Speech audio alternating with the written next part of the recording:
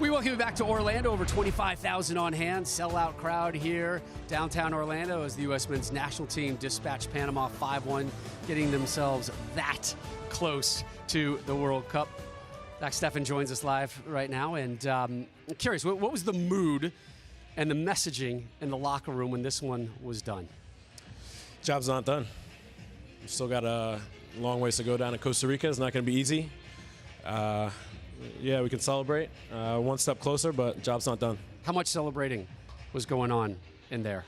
Yeah, I mean, a little bit. I mean, obviously, we didn't play well, but we still got the win at home. Didn't play well. 5-1. You guys didn't feel that? No, I think, Really? yeah, no, we're disappointed with how we moved the ball. We didn't really break them down too much. Obviously, we got 5 goals, but I thought we could have played.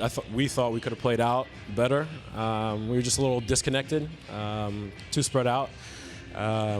But yeah, no, a little bit of celebration, but job's not done. That's interesting to hear, but I'm more curious about this whole process. It's been a long journey for not just yourself, for this group.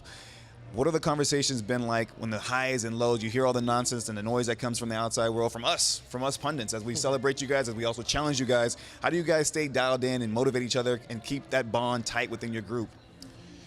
Yeah, I think Greg and his staff and have done a good job to keep us kind of level-headed.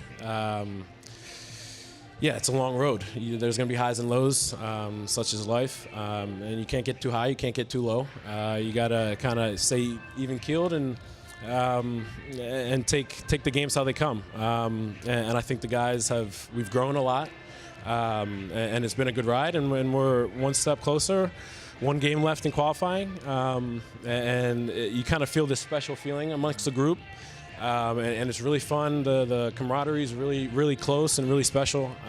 So it's been a great run so far, and we're one step closer, and the job's almost done. I want to dig into some of the lows and also the growth of this team. I remember vividly the game in New Jersey. You guys played Mexico, and you were really working on playing out of the back, and that being a big part of the identity. And Mexico ran over the team in that moment, and there was a lot of noise from the outside. Talk about what that felt like in that moment, and also, did you foresee that you would be at this point in the team? I mean, was this just a belief that Greg Berhalter and the way that the coaches were going to get the most out of this group? Because it is night and day, and now the team does play out of the backs so well at times, even though tonight you didn't feel it was as good as it could be. Yeah, I think that's the balance that we've been trying to build in the group, is when to play out and when we can kind of go long and have the advantage long. And yeah, when we played Mexico down in New Jersey, we were very young in the new era. So yeah, that was a tough game, and we kind of had to regroup and come back together and just kind of take each game one step at a time, and each camp one step at a time. And I'm really proud of how the guys have just put in the work and continue to kind of stick to the game plan and have been brave to adapt to playing out, and because there's a lot of guys that don't do that with their club team. Yeah. So trying to come together and with 2-3 trainings and then games, it's tough. It's not easy. So but you get to do it with Man City every week. Exactly. That must be all right. Yeah. So I'm used to it. No, but it's I'm proud of the work that the guys have put in and the focus and dedication to the game plan. You've talked about the work and the growth of this team, and it's marked. You can see it month after month, game after game, year after year. 5 years ago, biggest failure in U.S. soccer history of not qualifying for the World Cup. Obviously, there's very few players that were involved in that. How has that informed the way this group has taken the field and gone about their business? Because this is on your watch now, and you're just coming off of an incredible failure, and there's an opportunity for you individually, and there's an opportunity collectively to kind of set it right and go forward. Yeah, absolutely. Yeah, we all know what happened 5 years ago. And now that it's our time and our opportunity, we didn't want to, not that they didn't take it for granted. We don't want to take it for granted. We wanted to stay in the moment. That's the most important message that we've got from Greg and the coaching staff, and just to stay in the moment and stick together.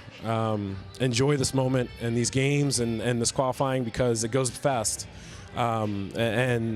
You don't want to regret anything. Where were you 5 years ago when they bombed out? I was in Columbus watching the game in a bar with some friends. Well, since we're bringing up, we're so close, right? We're one step away. Can you put into words what it would mean for you going to the World Cup? And then also, what's your earliest memory of watching the World Cup? Yeah. Don't say Mo, please. No, Please no, say, no. come on, bro, you're a Turk. Earliest moment, I want to say, was 2006. Is that when we played Italy? Yes. When we had Italy, yeah, and Brian McBride broke his nose. Yep. He was Yep. bloody. all over the place. Yeah. You gonna read that game? Yeah. That World Cup was really special, and that was when I really started to watch soccer. And I just remember freaking out during the goals and with friends and family. And for us to be once so close to experiencing that, it gives me chills. I mean, it's everything that you've kind of dreamed for as a kid. And that was that moment where you said, I want to be there. Yeah. I want to do that. Yeah. How would you grade this World Cup qualifying cycle for the U.S. men's national team so far? Great. Like A, B, C, D. Professor Stefan, grade with the curve. It's got a good ring to it. Yeah, I mean, it's tough, man. A minus, B plus. I mean, I'd like to be first in the group. Who doesn't want to be first place? And we've had a lot of good moments. We've had some moments where they've been learning points and learning curves. And I'd say B plus, A minus. Talk to me about Christian Pulisic tonight. What did you guys feed him in the pre-match meal?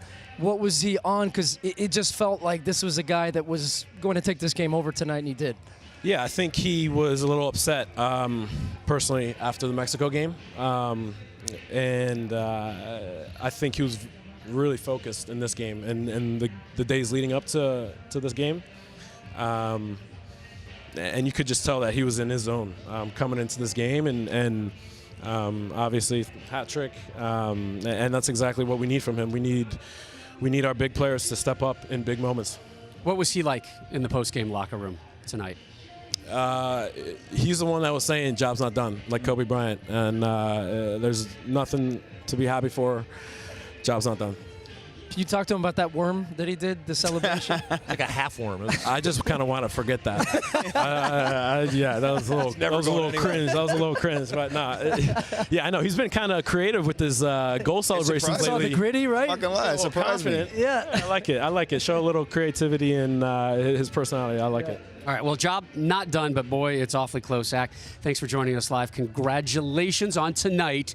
We look forward to more and bigger congratulations. Job's done. Job's done. Congratulations. Come Not Wednesday. done, Alexi. Done. And again, Zach, hope you'll be watching with us Friday. World Cup draw coming your way live on FS1.